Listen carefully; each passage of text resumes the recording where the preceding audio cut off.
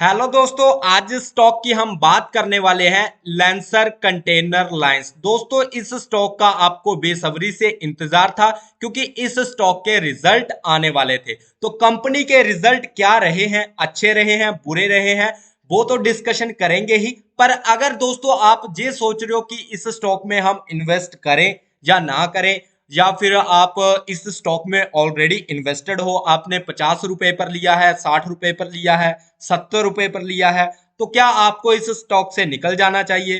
Quarterly result कैसे आए हैं उसको देखकर हमें क्या फैसला करना चाहिए? दोस्तों, सब कुछ इस वीडियो में डिस्कशन करेंगे।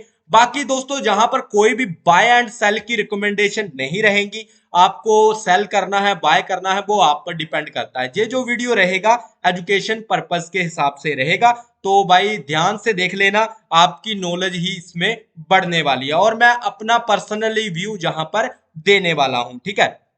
और जो रिजल्ट निकल कर आए हैं वो भी मैं आपको बताने वाला हूं कि किस तरह से निकले हैं, अच्छे रहे हैं, और अगर अच्छे आए हैं तो फिर ये स्टॉक भागा क्यों नहीं? सुबह के टाइम इसने 34.5 रुपए गया और उसके बाद ये फिर से गिर गया, ठीक है। और अगर खराब आए हैं तो फिर गिरा तो ज्यादा क्यों नहीं गिरा? 34 रुपए से 32 रुपए पर क्यों जहां पर लटक गया? अब आगे का क्या प्लान हो सकता है? तो सारे के सारे डाउट मैं इसी वीडियो में क्लियर करने वाला हूं। तो दोस्तों आइए चलते हैं, जहां पर जो अपडेट है, जो रिजल्ट है, उनको एक बार देख लेते हैं कि किस तरह से इसकी फाइनेंशियल कंडीशन रही है। तो देखो, चार्ट को भी देखेंगे, पर पहले आपको जहां पर रिजल्ट देखना काफी ज्यादा इंपॉर्टेंट है। देखो, अगर आप जहां पर देखोगे ना, तो आपको रेवेन्यू वाले सेक्शन में ये आप देख सकते हो सितंबर 2024। और आप देखोगे कि जहां पर रेवेन्यू तो काफी अच्छा बढ़ता हुआ नजर आया है, ठीक है। तो रेवेन्यू में ग्रोथ नजर आई है, सेल्स बढ़ती हुई नजर आई है, ठीक है। पर जहां पर अगर आप देखोगे प्रॉफिट, तो प्रॉफिट भी अगर आप देखोगे दोस्तों, तो प्रॉफिट में भी जहां पर आपको ग्रोथ नजर आएगी, ठीक है। जहां पर अगर आप देखोगे तो प्रॉफिट भी बढ़ता हुआ नजर आया है, ठीक है। और अगर आप जहां पर नेटवर्थ की बात करें, तो नेटवर्थ भी दोस्तों जहां पर बढ़ती हुई नजर आई है, ठीक है। पर क्या यही है, यही सब कुछ है, मतलब सब कुछ ठीक ठाक है? नहीं दोस्तों। अब मैं आपको अंदर की जानकारी जहां पर देने वाला हूं, एक बार जहां पर हम डिटेल्स में जाते हैं। और आप जहां पर देखोगे, देखो, एयरली वाइज अगर आप देखोगे तो जहां पर कंपनी उतना अच्छा नहीं कर रही है, अगर एयरली वाइज देखोगे। पर अगर आप क्वार्टरली वाइज देखोगे तो कंपनी ने प्रॉफिट और रेवेन्यू जरूर किया है दोस्तों, ठीक है, ध्यान रखना। पर अगर जैसे ही आप एयरली में जाओगे, तो जहां पर आप देखना एयरली में कितना हाल खराब है कंपनी का। आप जहां पर देखो 2023 में जहां पर कंपनी का जो रेवेन्यू था दोस्तों एयरली में 845 करोड़ का था, ठीक है। और 2024 में आप देखोगे तो 646 करोड़ का देखने को मिल रहा है। तो कितना अंतर है जहां पर रेवेन्यू में। और जहां पर खर्चे भी आप देख सकते हो, लगभग खर्चे भी बढ़ते हुए नजर आए हैं, मतलब कंपनी के एक्सपेंस भी बढ़ रहे हैं, ठीक है। और अगर आप नीचे आओगे दोस्तों, तो नीचे आप देखोगे तो अर्निंग पर शेयर में भी जहां पर दिक्कत नजर आई है, ठीक है। आप अगर अर्निंग पर शेयर देखोगे तो ये सितंबर 2023 का है और ये सितंबर 2024 का है। आप खुद देखो कि अर्निंग पर शेयर में एयरली में खराब परफॉर्मेंस देखने को मिली है इस स्टॉक की, ठीक है।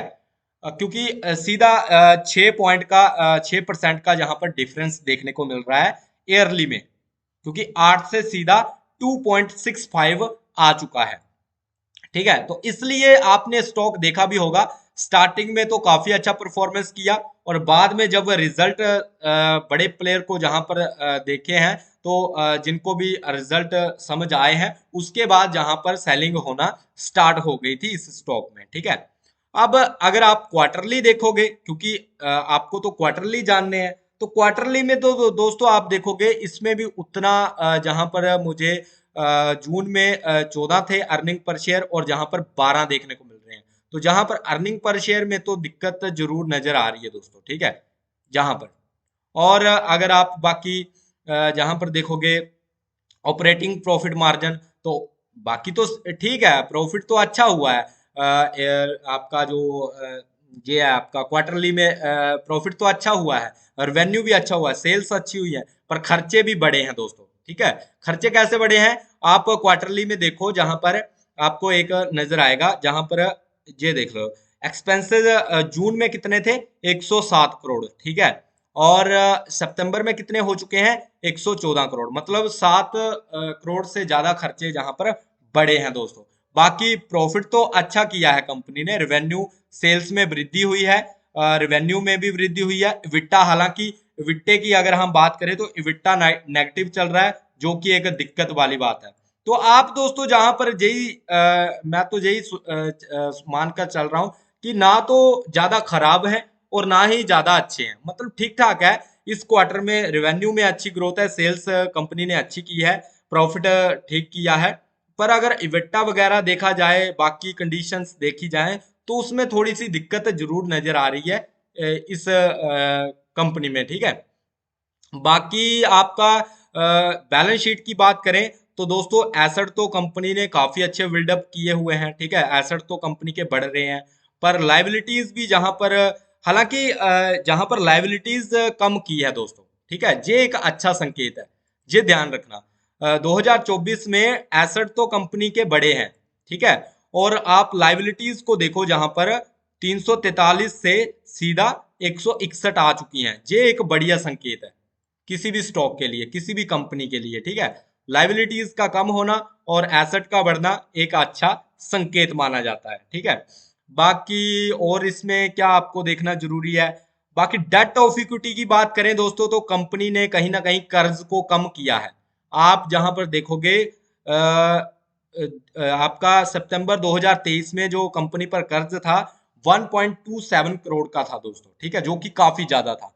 अब अगर आप देखोगे तो काफी अच्छा जहां पर परफॉर्मेंस किया है, कर्ज कंपनी ने चुकाया है दोस्तों। 0.68 है जहां पर कंपनी का डेट ऑफ इक्विटी रह चुका है, जो कि काफी बढ़िया है दोस्तों। ठीक है, अगर आप जहां ऊपर देखोगे तो ये 23 और 24 का मैं कंपैरिजन कर रहा हूं, जो कि अच्छा है, बढ़िया है। और बुक वैल्यू जहां पर कम हुई है, ये एक नेगेटिव संकेत है। फिर बाकी आपका बाकी तो अच्छा ही है, ठीक ठाक है। लाइबिलिटीज है जहां पर, एसेट भी हमने कवर कर लिया। कैश फ्लो का देख लेते हैं दोस्तों। कैश फ्लो में अगर आप देखोगे तो ऑपरेटिंग एक्टिविटीज, जो कि मैंने ऑलरेडी आपको बताया है, ये आपको ईयरली का ही देखने को मिलेगा, पर 2024 का भी दोस्तों जहां पर नेगेटिव ही है अभी तक। ठीक है, ये जो आपका जहां पर है ना, ये आप देखोगे cash flow from operating activities, तो जहां पर आपको देखने को मिलेगा 2023 तक का, पर 24 का भी दोस्तों अभी तक नेगेटिव ही चल रहा है, वो पॉजिटिव में नहीं आया है। जैसे जहां पर -223 करोड़ है, और 24 का भी आपको माइनस में ही अभी देखने को मिल रहा है दोस्तों। ठीक है, तो ये एक दिक्कत वाली बात है जरूर है। बाकी दोस्तों जहां पर अगर आप देखोगे cash flow from investing activities, ये भी आपका नेगेटिव ही है चल रहा। ठीक है, फाइनेंसिंग एक्टिविटीज ये थोड़ा सा पॉजिटिव है। बाकी नेट कैश की बात करें तो वो भी अभी नेगेटिव ही चल रहा है दोस्तों। ठीक है, तो कंपनी ने भाई यही है कि उधार अभी चुकाया है, और बाकी प्रॉफिट भी अच्छा किया है। पिछले क्वार्टरली का अगर कंपैरिजन करें जून और सितंबर का, तो उससे बढ़िया परफॉर्मेंस किया है। ठीक है, पर अगर आप ईयरली में देखोगे तो ईयरली में स्टॉक में दिक्कत देखने को मिल रही है, जो मैं आपको पहले ही बता देता हूं दोस्तों। ठीक है, ध्यान रखना। बाकी दोस्तों जहां पर बाकी तो सब ठीक ठाक ही है। ठीक है, और जैसा कि मैंने जो इम्पोर्टेंट लेवल आपको दिए हुए हैं कि भाई 32 से नीचे जैसे ही स्टॉक टूटा, तो भाई एक शार्प डाउन साइड के लिए तैयार रहना। और फिलहाल के लिए अगर मैं रिजल्ट को देखूं तो भाई ठीक ठाक है, क्वार्टरली क्वार्टरली तो अच्छे हैं, पर ईयरली में थोड़े मुझे खराब नजर आए हैं। तो बीच वाले आप मान सकते हो, मीडियम है, ठीक है, मतलब पिछले क्वार्टरली से इस क्वार्टर में सेल्स बढ़ी है, प्रॉफिट बढ़ा है, और कर्ज भी कंपनी ने चुकाया है। बाकी विट्टा अभी भी नेगेटिव चल रहा है, अर्निंग पर शेयर भी नेगेटिव चल रहा है, तो वो थोड़ी सी दिक्कत है। बाकी ठीक ठाक है, ऑन एवरेज मैं मानूंगा। ठीक है, बाकी दोस्तों अगर वीडियो अच्छा लगा है तो वीडियो को लाइक करना, चैनल को सब्सक्राइब कर लेना। मिलते हैं नेक्स्ट वीडियो में। Bye guys, take care. और दोस्तों जहां पर जो भी स्टॉक को होल्ड करके बैठा है तो होल्ड कर सकते हो, बढ़िया है, ठीक है, ध्यान रखना।